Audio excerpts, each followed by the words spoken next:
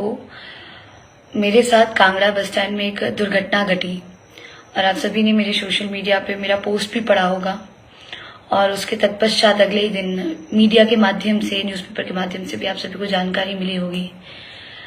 उसी संदर्भ में मैं अभी लाइव आई हूँ।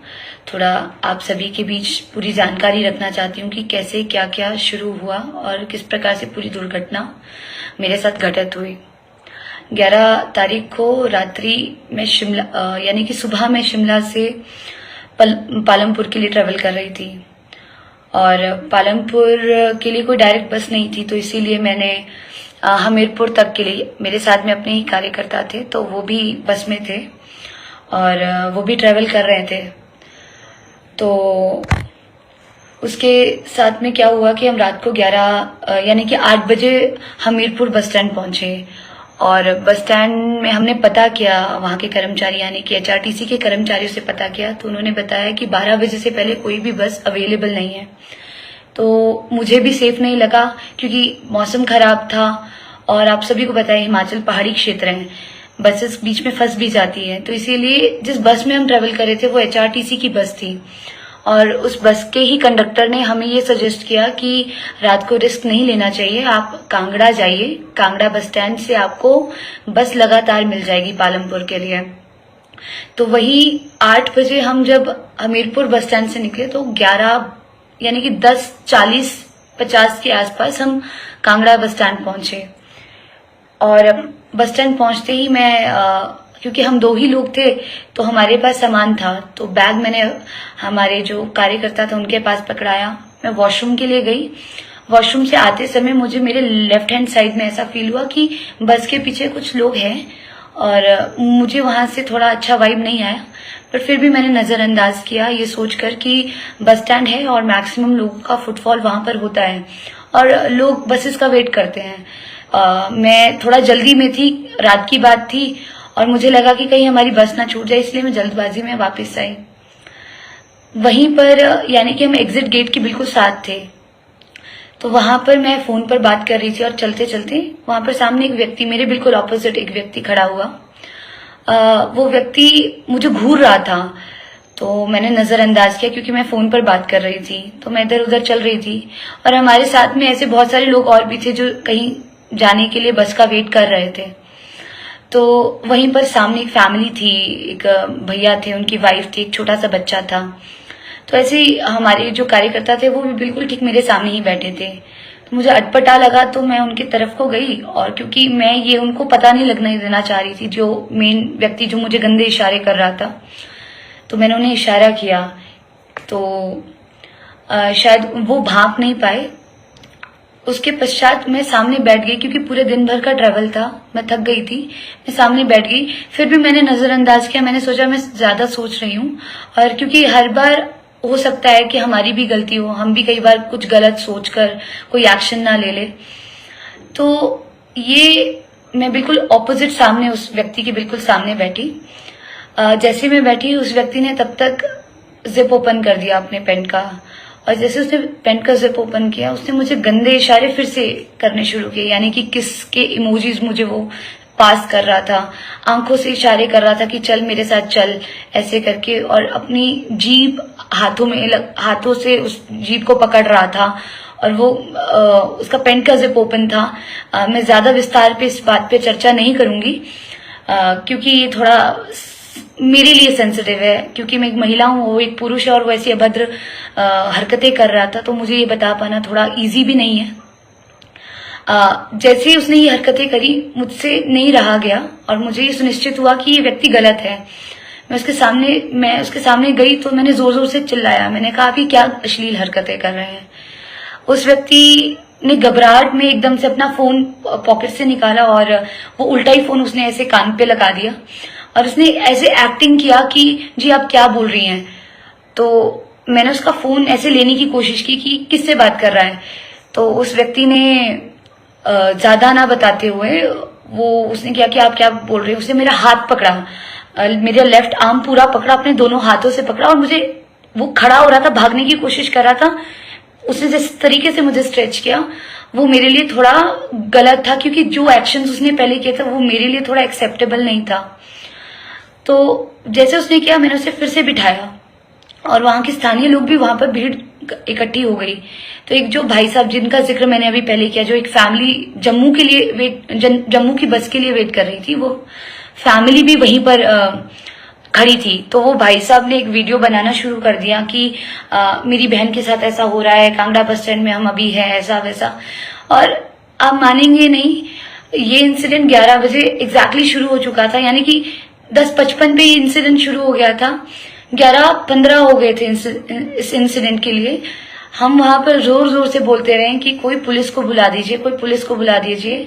मैं खुद पुलिस के लिए संपर्क कर रही थी। मेरा फोन पुलिस स्टेशन, मतलब पुलिस पे नहीं लग रहा था, जो नंबर मैं डायल कर रही थी। और स्थानीय लोग में से एक जो टैक्सी यूनियन का एक बुजुर्ग व्यक्ति था, वो आया, उसने कहा कि ऐसी होता रहता है, आप जाइए यहाँ से। तो मुझे उनपे भी बहुत गुस्सा आया। मैंने कहा, अंकल अगर आप किसी की हेल्प नहीं कर सकते ना, तो आप बीच में ऐसी टिप्पणी भी ना कीजिए। तो वो वहां से गायब हो गए। बस वो भाई साहब वो वीडियो बना रहे थे उस व्यक्ति के, और मैंने भी उसका फोटो लिया कि कहीं ये भाग ना जाए। तो मैंने उसका फोटो ले लिया था, जो आपने सोशल मीडिया पे भी देखा। मैंने पूरा डिस्क्रिप्शन में उसमें बताया कि मैं अभी कांगड़ा बस स्टैंड में हूँ। तो जैसे वो इंसान 2-3 बार उसने ट्राई किया वहां से भागने का।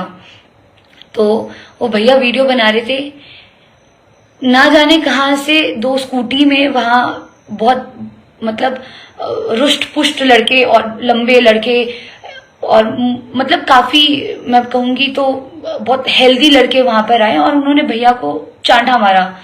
उन्हें लगा शायद कि मैं उन भाई की बहन हूं, इस करके उन्होंने उसको चांटा मारा और बोला वीडियो बंद कर।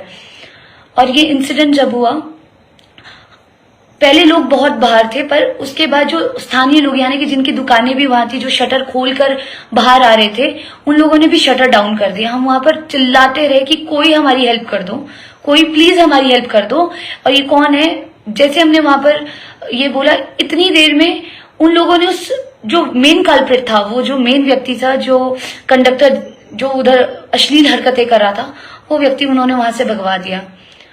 और इन बिटवीन, आप मानेंगे नहीं, मेरे साथ में जो व्यक्ति थे, हमारे कार्यकर्ता थे ना, उनको भी मार पड़ सकती थी। और जो महिला जिनके हस्बैंड को मार पड़ रही थी, हम और वो हमारे साथ में 2-3 लोग थे, उनके बचाव में आए, उन्होंने हमें भी धक्के दिए, यानी कि मुझे भी मेरी शर्ट से खींचा पीछे। तो ऐसी हरकत, ऐसी गुंडागर्दी, मतलब एक बहुत बड़े फुटफॉल, यानी कि बस स्टैंड, आप सभी को पता है इतने लोग बस स्टैंड में होते हैं, और एक मेन सोर्स है जहां से हमें बसेस मिलती है, मैक्सिमम लोग वहां पर आते ही हैं। तो आप खुद सोच के देखिए कि बहुत शर्मनाक दुर्घटना है। प्रशासन का दुर्भाग्य है कि ऐसी कोई भी सुविधाएं वहां पर अवेलेबल नहीं थी। हमने इतनी देर तक वहां पर मांग की कि हमारी कोई हेल्प कीजिए, कोई हमें बता दीजिए पुलिस स्टेशन कहाँ पर है। तो ऐसे स्थानीय लोगों द्वारा भी वहां पर कोई हेल्प नहीं हुई, और वो गुंडे आए, उन्होंने मारपीट की और वहां से चले गए।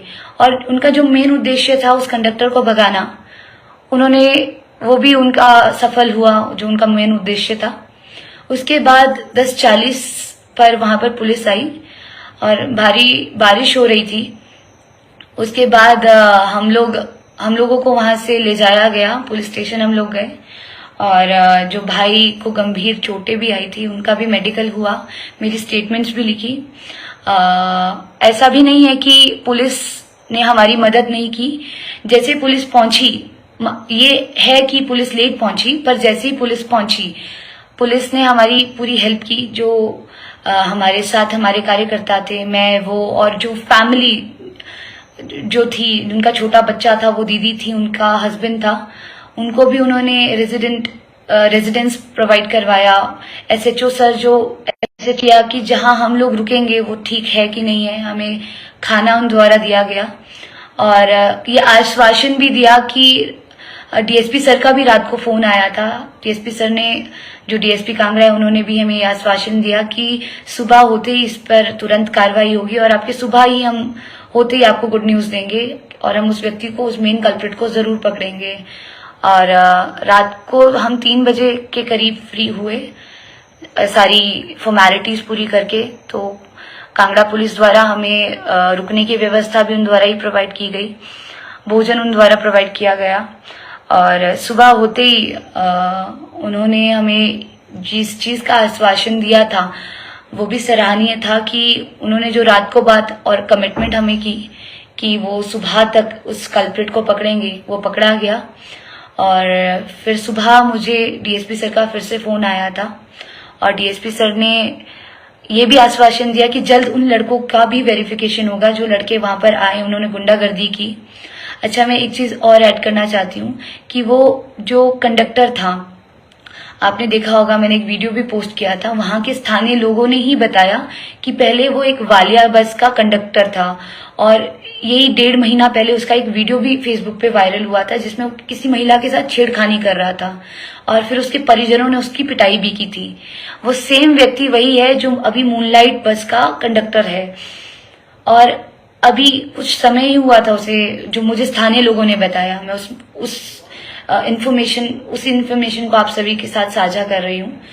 तो वो मूनलाइट का ड्राइवर था, अभी पकड़ा गया है, पुलिस कस्टडी में है, उनका वेरिफिकेशन भी हो गया है और SP Kangra, DSP Kangra, SHO Kangra और जितने भी कांगड़ा का पुलिस प्रशासन है, मैं उनका भी तहे दिल से धन्यवाद करती हूँ कि आपने समय रहते हर एक चीज हमें प्रोवाइड करवाई।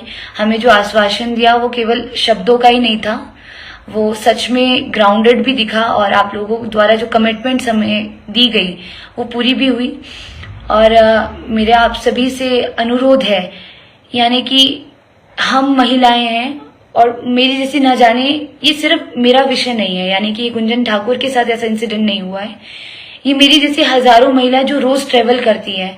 मैं सोचकर हैरान हूँ, यानी कि मैं एक सामाजिक कार्य करता हूँ, मैं अपने आप को बहुत सशक्त मानती हूँ, अपने आप को बहुत एम्पावर्ड मानती हूँ और ऐसा नहीं है कि मैं पहली बार ट्रेवल कर रही थी, मैं बहुत ट्रेवल करती हूँ। मेरे साथ अगर ये दुर्घटना घट रही है तो आप खुद सोच के देखिए, वो बच्चियां जो रोजाना कॉलेज में पढ़ाई के लिए जा रही हैं और वो महिलाएं जो गृहस्थ जीवन में है और किसी कारण से उनको दूर ट्रेवल करना पड़ता है, तो उनके साथ कितनी ऐसी चीजें होती होगी और वो शर्म, वो सोसाइटी की शर्म से वो चुप भी रहती होंगी। मेरी लाइव आने का मतलब यही था कि मैं उन सभी महिलाओं, उन सभी बहनों से अपील कर सकूं कि आप अपनी आवाज उठाएं।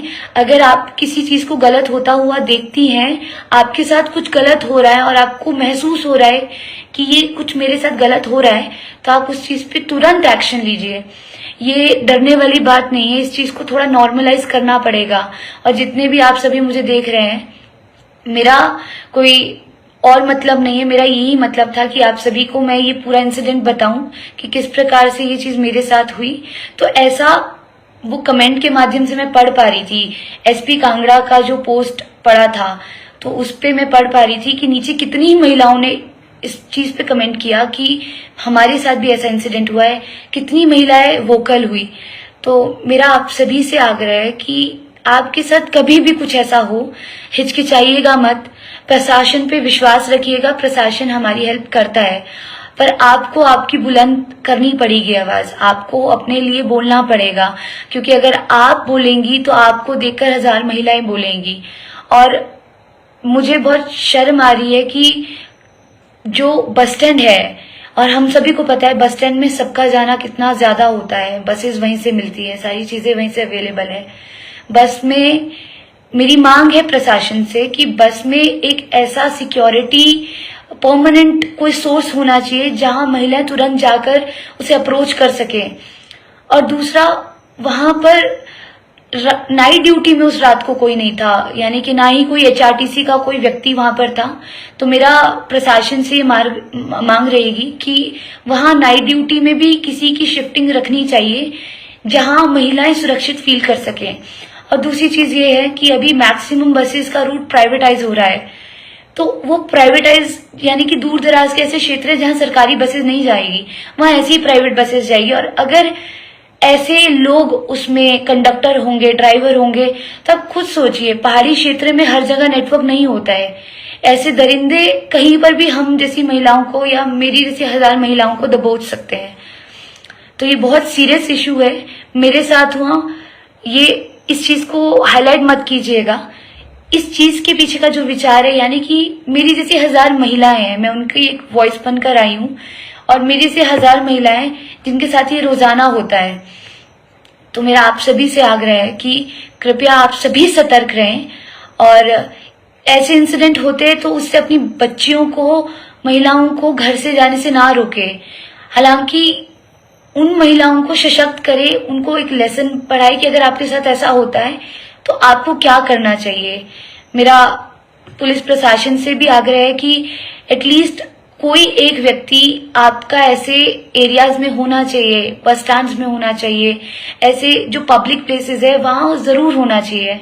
और जितनी भी प्राइवेट यूनियन की ये बस यूनियन है या जो भी है, इनसे भी मेरा आग्रह है कि आप किस व्यक्ति को अपने बस में ड्राइवर कंडक्टर रख रहे हैं, इस चीज की भी जांच करें।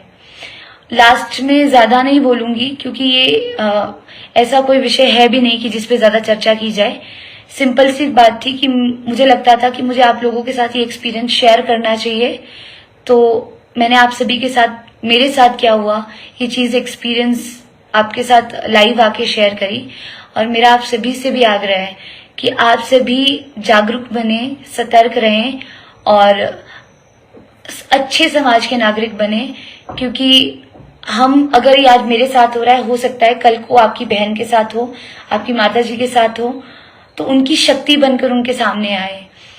बस इतना ही कहूंगी। बाकी एक बार फिर से मैं पुलिस प्रशासन, SP Kangra, TSP Kangra, SHO Kangra और पूरा समस्त जो कांगड़ा थाना है, उनके जितने भी कर्मचारी, उन सभी का धन्यवाद दिल से करना चाहती हूँ। और मेरी उम्मीद है कि आगे भी इसमें जो कार्रवाई रहेगी वो अच्छे से होगी और निष्पक्ष तरीके से होगी। और मुझे लगता है कि मेरे साथ बहुत सारी महिलाएं ऐसी हैं जो अब इस चीज पे उनकी नजर है कि अब इसमें आगे किस प्रकार की जांच होने वाली है। मैं आप सभी से आग्रह चाहूंगी कि मुझे इतना ही कहना था और आप सभी का बहुत बहुत धन्यवाद जो आप लोगों ने इतने मात्रा में मुझे सपोर्ट किया। रात की बात थी और रात में ही मैंने देखा कि आप लोगों ने 300 से पार शेयर किए और आप लोगों की मदद की वजह से ये जो डील हुआ है, ये सारी जो चीजें प्रोसीड हुई है, वो केवल और केवल आप लोगों की वजह से हुआ है। तो ऐसे सतर्क समाज की हमारे प्रदेश में, हमारे देश में जरूरत है। आप सभी का बहुत बहुत धन्यवाद और मैं ऐसी अपील करूंगी कि आगे भी आप ऐसे ही सतर्क रहेंगे और अच्छे नागरिक होने का कर्तव्य निभाएंगे। धन्यवाद।